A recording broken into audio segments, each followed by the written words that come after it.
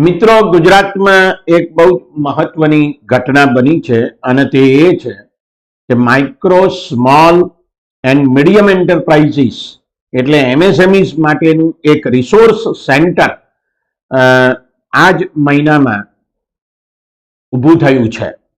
મુખ્ય પ્રધાને સમગ્ર દેશમાં સૌ પ્રથમ એવા એમેઝોન ડિજિટલ કેન્દ્રનું ઉદ્ઘાટન સુરતમાં કર્યું.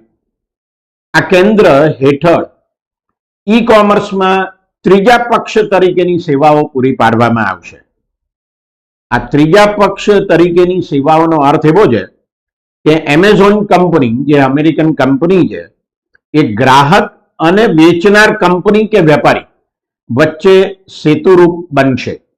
એમેઝોન દ્વારા ભારતના 1 કરોડ એમએસએમઈસનું 2025 સુધીમાં ડિજિટલાઇઝેશન કરવાનો લક્ષ્યાંક રાખવામાં આવ્યો છે. ઈ કોમર્સના લાભ: વસ્તુઓનું કેટેલોગ તૈયાર કરવું, નિકાસ માટે વસ્તુ જહાજમાં ચડાવવી, જીએસટી અને વેરા માટે ટેકો પૂરો પાડવો વગેરે સેવાઓ માટેની તાલીમ પણ આ કેન્દ્ર દ્વારા નાના સાહસિકોને પૂરી પાડવામાં આવશે, એમ એમેઝોન કંપની જણાવે છે. સુરતમાં જે લગભગ 41,000 એમએસએમઈસ છે, તેમને આ કેન્દ્રથી ફાયદો થવાની સંભાવના છે અને તેઓ વૈશ્વિક સ્તરે વેપાર કરી શકશે એમ પણ માનવામાં આવે છે. એમેઝોન દ્વારા ભારતમાં 2013માં કામગીરી શરૂ કરવામાં આવી હતી, ત્યારે ઈ કોમર્સ એ મોટે ભાગે શહેરી ઘટના હતી, એટલે કે ભારતના શહેરી વિસ્તારો પૂરતું ઈ કોમર્સ હતું એમ કહી શકાય.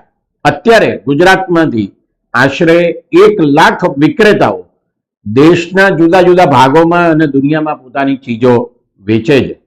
તેમનું ડિજિટલાઇઝેશન થવાથી તેમને વેપારની બાબતમાં ઘણો લાભ થશે અને સ્થાનિક ચીજોનો વેપાર વધવાથી રોજગારીમાં પણ વધારો થશે એવો દાવો એમેઝોન દ્વારા કરવામાં આવી રહ્યો છે. એમેઝોન દ્વારા દેશના 25 લાખ એમએસએમઈસનું ડિજિટલાઇઝેશન કરવામાં આવ્યું છે અને તેમાં ઝડપથી વધારો થઈ રહ્યો છે. તો મિત્રો, એમેઝોન અમેરિકન કંપની એ એમએસએમઈસનું ડિજિટલાઇઝેશન કરી રહી છે અને સુરતમાં એનું પહેલું ડિજિટલ કેન્દ્ર ઊભું કરવામાં આવ્યું છે.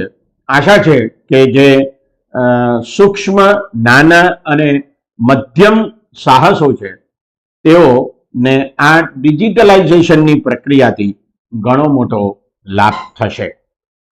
તો મિત્રો, આ મૂળભૂત રીતે ગુજરાતની કેટલીક આર્થિક ઘટનાઓ છે જેને વિશે આપણે વાત કરી.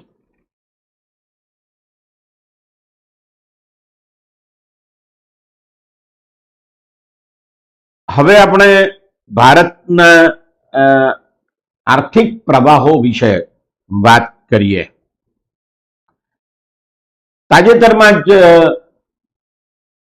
જે બજેટ રજૂ કરવામાં આવ્યું 2021-22નું 1 ફેબ્રુઆરીએ, તે બજેટ એ 34,83,000 કરોડ રૂપિયાનું હતું.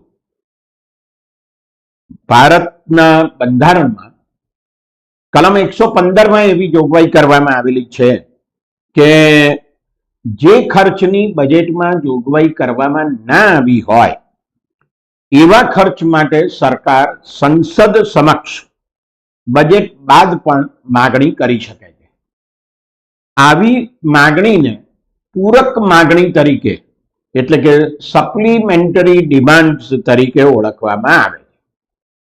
કેન્દ્ર સરકારે અત્યારે સંસદ ચાલુ છે ત્યારે 1,87,000 કરોડ રૂપિયાની પૂરક માગણીઓ માટે મંજૂરી માંગી છે.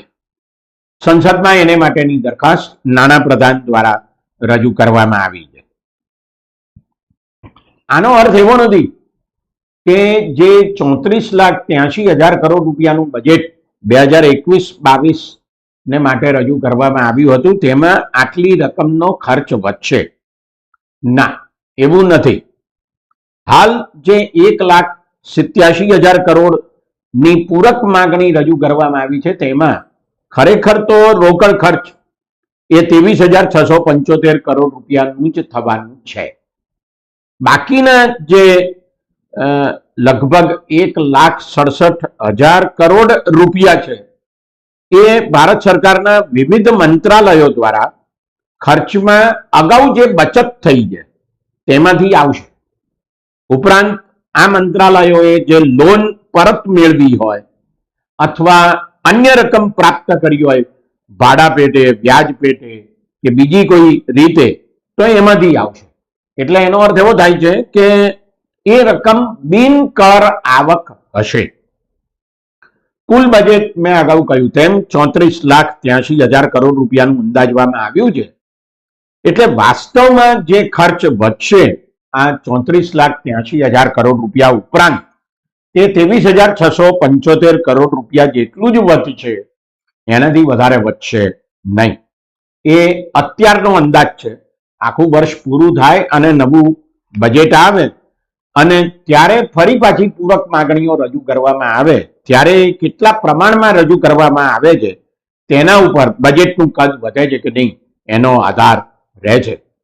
અત્યારે જે 1,87,000 કરોડ રૂપિયાની પૂરક માંગણી રજૂ કરવામાં આવી છે તેમાં રાજ્યોને 1,59,000 કરોડ રૂપિયા આપવા માટેની જોગવાઈ છે અને એ જીએસટીના વળતર પેટે આપવાના થાય છે. પરંતુ આ જે રકમ રાજ્યોને ચૂકવવામાં આવશે તેનાથી કેન્દ્ર સરકારની રાજકોષીય ખાધને કોઈ અસર થશે નહીં. જે 23,675